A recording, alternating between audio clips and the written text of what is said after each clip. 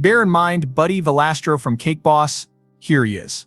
For many years, the Cake Boss kept a secret. Bud Valastro had his first panic attack when he was 27 years old.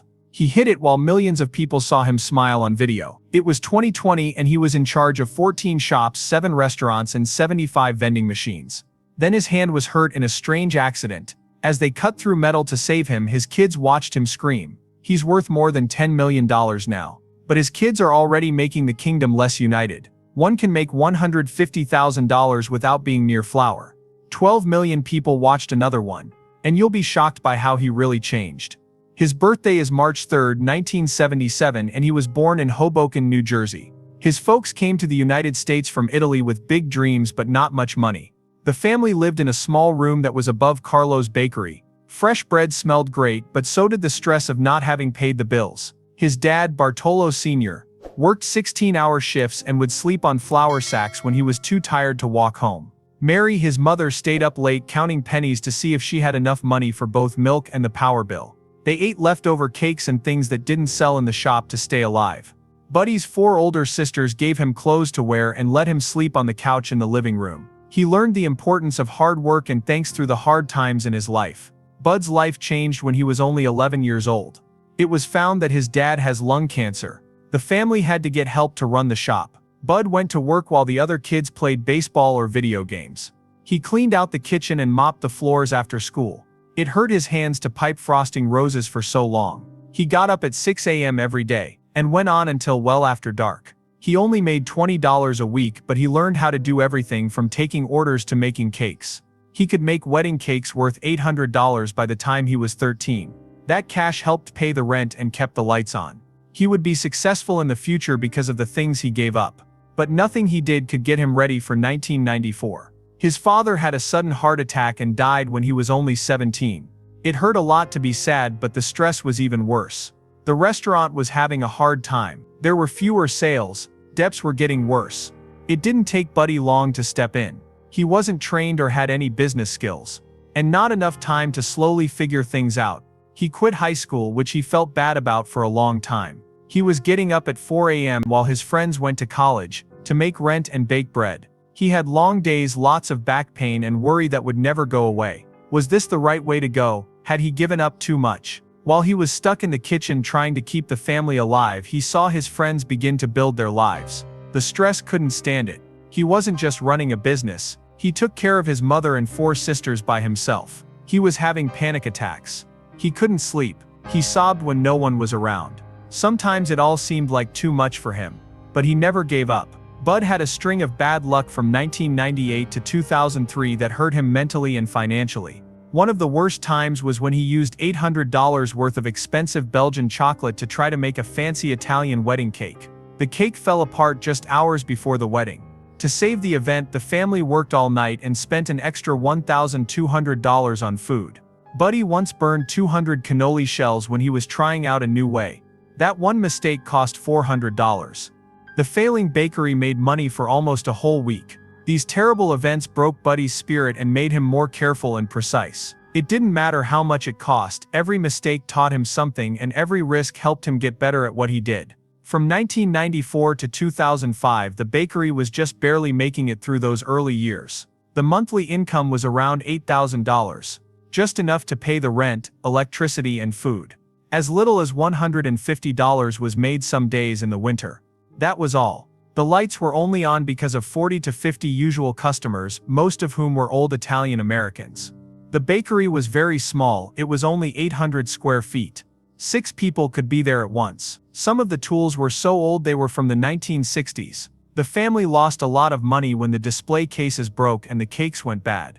There wasn't enough money to buy new ones. They fixed what they could with tools they had at home instead. Buddy worked 16-hour shifts 7 days a week and made less than the minimum wage most of the time. It was a hard, boring life, but they kept the business going. In the end, it was all about family. Buddy didn't do this by himself.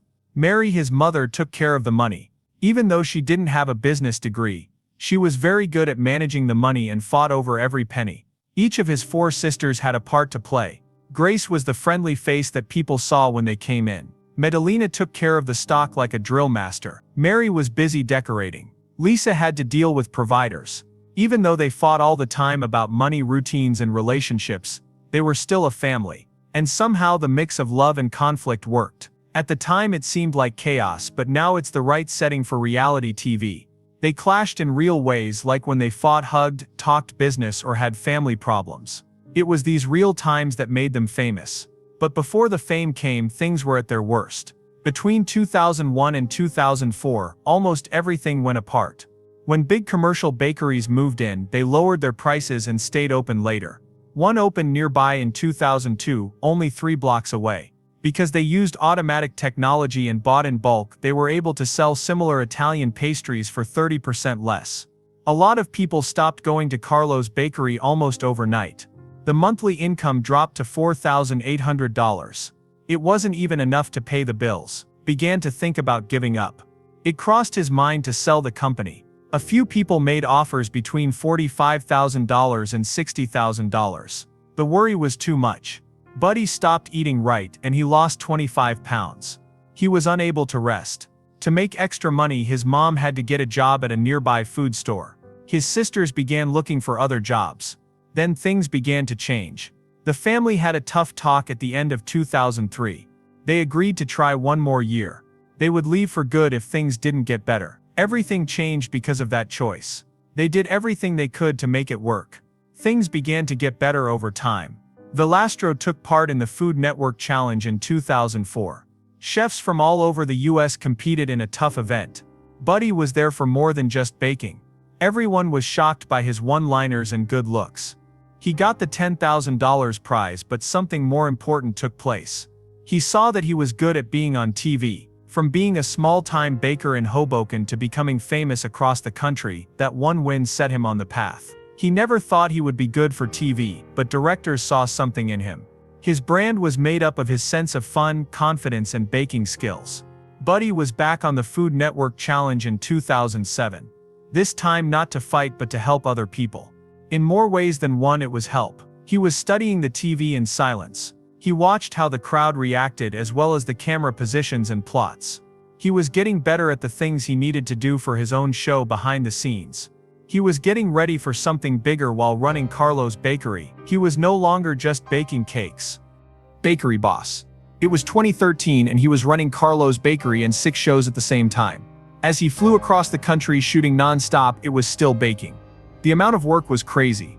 There are long days, no breaks, and not much. One surprise appearance at a time, he was becoming known in the TV world. The hugest surprise of all came next. When people first asked Buddy to be on a TV show about his bakery, he said no more than once. He was afraid that the cameras would make cake making less fun. They didn't give up, even though he didn't want his skill to become a joke. In the end, he gave up. Cake Boss first aired on TLC in April 2009. It was a big hit right away. It wasn't just cakes, it showed his family, their fights, how they worked together, and how chaotic things were. All of a sudden wasn't just a baker, he was the boss of cakes. Everything changed after that movie. The show became very famous very quickly. The Hoboken Bakery was packed with tourists. People waited in line around the block to get a look. Many people had to go to Carlo's Bakery, but with fame came stress. As the business tried to stay open and deal with fans and film non-stop, it became very hard. Buddy was still able to make his shop bigger than he ever thought possible. The fastest thing that shocked him was how quickly everything moved. His small shop became famous across the country in just a few weeks. Between 2009 and 2020, Cake Boss was a hit show that never stopped. Buddy became well known, but it also invaded his privacy. His whole life was made public.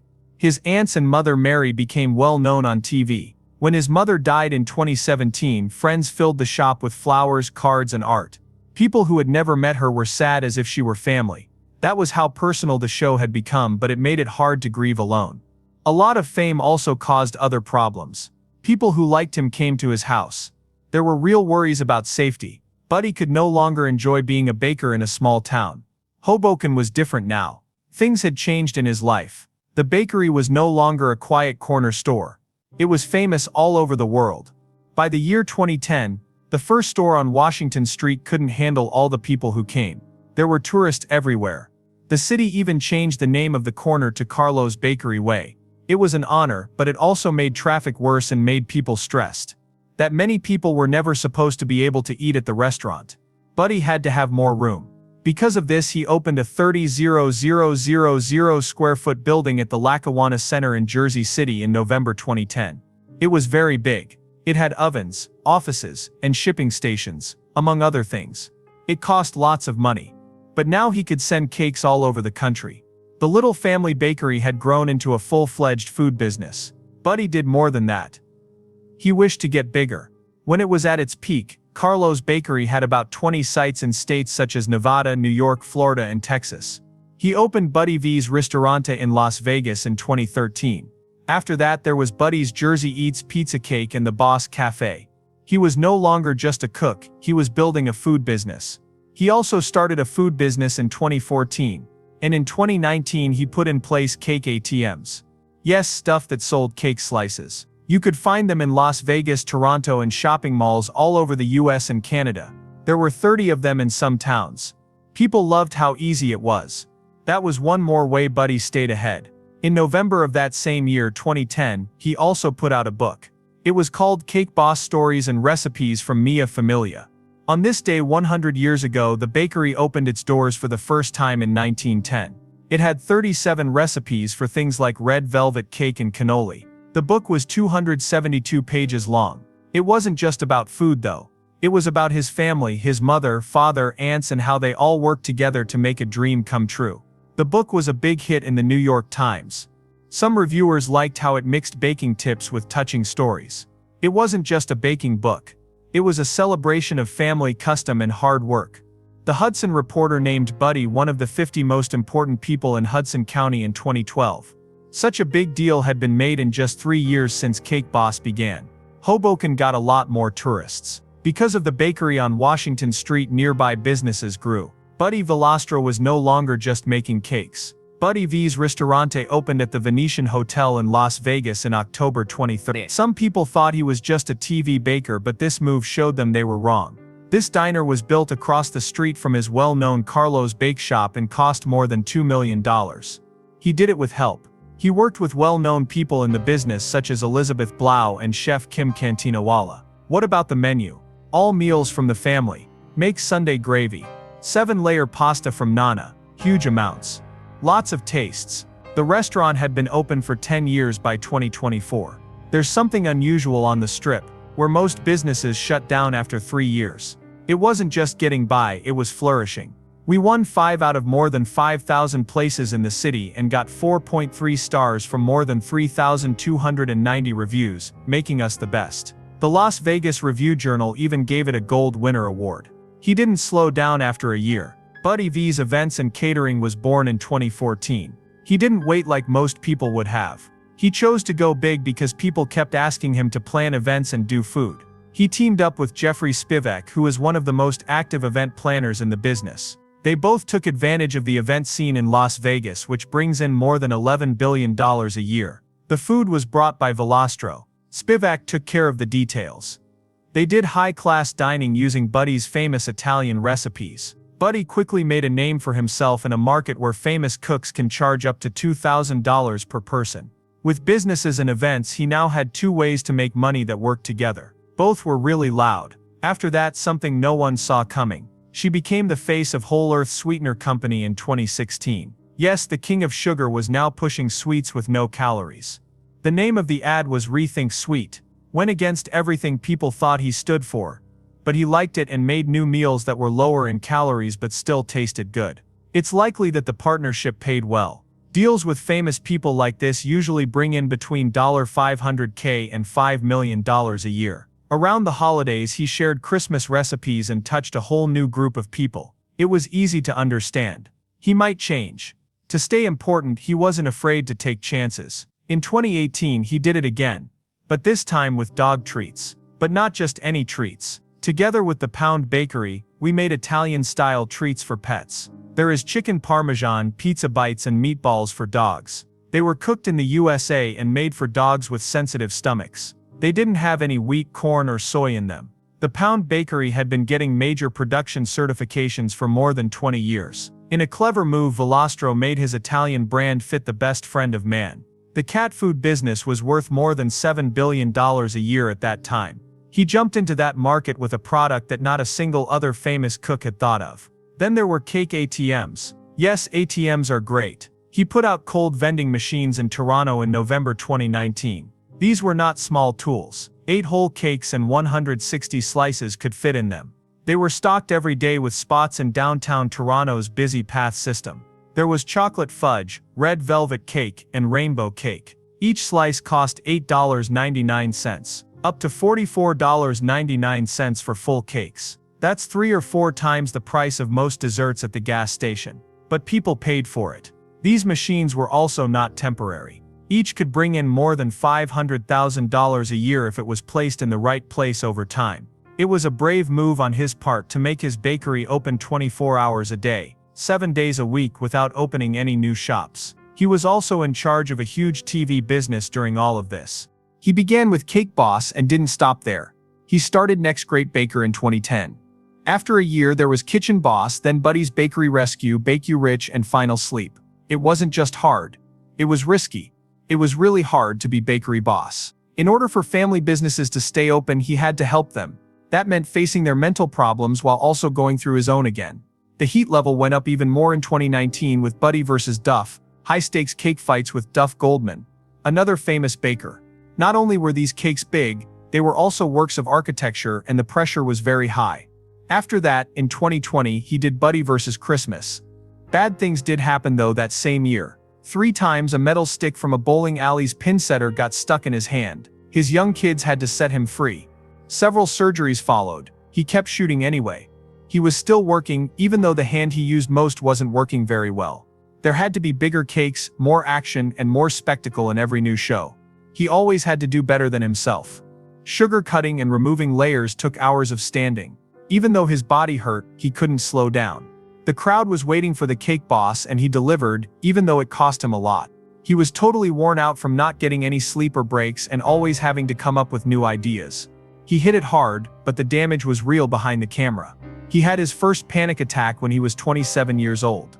He went to the emergency room because it hurt so much. The worry, the due dates, and the need to always be perfect. Everything went off. He didn't say anything about it for years. While he was smiling for the camera, no one knew he was dealing with worry. He helped another baker get through a panic attack in one episode of Bakery Boss. People who watched didn't know that he had actually lived it. He knew how it felt very well. He had broken down, had surgery, and had panic attacks to keep the brand alive. Buddy Valastro thought himself and his family were going to have a nice night together. The date was September 20th, 2020. He was at home in his New Jersey house where he had a private bowling lane. Up until it wasn't, everything looked fine. The machine that sets pins got stuck out of the blue. It didn't just stop though, it went crazy. Not only did the machine break down, it turned into a trap. Buddy's right hand was pulled into the machine in an instant. It was hit by a thick metal rod. 3 times, not once, not twice. The pain happened right away. He could feel the rod going through his hand. He was stuck. He was held in place. His body hurt with every little twitch. Each finger, the palm, and even the back of his hand. It hit everything. It hurt more than that. It was chaos. There was a lot of blood. It was impossible to release the machine. Then the unthinkable happened. His kids in their teens had to save him. They sprinted to get a power saw. The kids, who were still boys, had to cut through the rod that was keeping their dad hostage. Think about that. Screams can be heard in the background as hands shake. It could have been worse with one mistake. They didn't stop though. They didn't stop. While their dad screamed in pain, they cut through metal. In some way, they set him free. Bud was taken to the hospital right away. Doctors didn't try to hide it. It's likely that the rod tore through nerves, tendons, and muscles. People told him he might never bake again. Bud had more than just a job there. That was his life. His hands were his work, his tools, and his future. They might be ruined now. The surgeries started right away. One after the other. By 2023, there will have been 5 surgeries, with a 6th still to come. All of them were very bad. Each one chipped away at the damage. He went to therapy for months. It was all over again for him to learn. Once more, learn how to hold, squeeze, and design a cake. He had 95% of his hand strength back by 2023. It really was a miracle, but it hurt, it was frustrating, and it took a lot of work. In 2023, just as he was getting back into the swing of things, he did something risky. His new shows on AN and air. Cake Dynasty and Legends of the Fork. He used to be on TLC. Both first aired on November 11th. It wasn't just a return to TV, it was a complete start over. He changed the subject from magic tricks to true stories. It was shown on one show how his family learned how to run the business. The other one took him all over the United States to check out famous places and learn their secrets. We saw a different side of Buddy on Cake Dynasty. He was now more of a teacher than a star. Buddy Jr., his 19-year-old son, was thinking about skipping college and going into business instead. Everyone was amazed when his 20-year-old daughter Sophia made a beautiful cake for her brother's confirmation. Bud thought about it. Carlo's bake shop might have found its next star in her. It was no longer a small business. They were in charge of 14 bakeries. There are 75 vending machines and 7 businesses. It was time for a new generation to take charge of this kingdom. Buddy got a new part in Legends of the Fork at the same time. He was no longer the best cook. He learned how to tell stories. He talked about the cultural background of American food, met cooks, and looked around old restaurants. Buddy heard the stories in each place. He showed more than just the food. It worked. Bud got a Daytime Emmy for Best Culinary Host in June 2024, less than a year after the show began. It was his first Emmy ever. Some of the biggest stars in the business lost to him. He wrote about it on Instagram as a dream come true. It was the best comeback for someone who almost lost his job in his hand. But Buddy's story isn't just about theater and movies. His marriage to Lisa, which began in 2001, stayed strong through everything. With Sophia, Buddy Jr., Marco, and Carlo, they have raised 4 children. Lisa was in charge of all the chaos behind the scenes. She kept the family grounded, especially while he was hurt and getting better. Their new home in Montville cost $2.5 million and was built in 2014. It had a luxury kitchen, a home theater, and even a studio for creating cakes. The taxes were more than $35,000 a year, but it was worth it. The house was worth more than $3.2 million by 2025, and now the next family is beginning to leave their mark. Sophia, who is now 22 years old, started a marketing business that made her clients $150,000 in just 2 years. Buddy Jr., 21, is working on an idea for a bakery with a sports theme. 12 million people watched Marco, 18, make a cake that looked just like one of his dad's famous ones. Carlo is the youngest here, and he is only 14. He already takes cooking classes in New York every weekend. Every child builds a different part of the family business, but they've all always given back. He has given more than $2.3 million in food, time and money since 2010. He has had more than 100 wishes come true thanks to the Make-A-Wish Foundation. In 2018, he made a 500-pound cake model of a children's hospital for a child's 47th surgery. That was one of the most touching things he had ever done.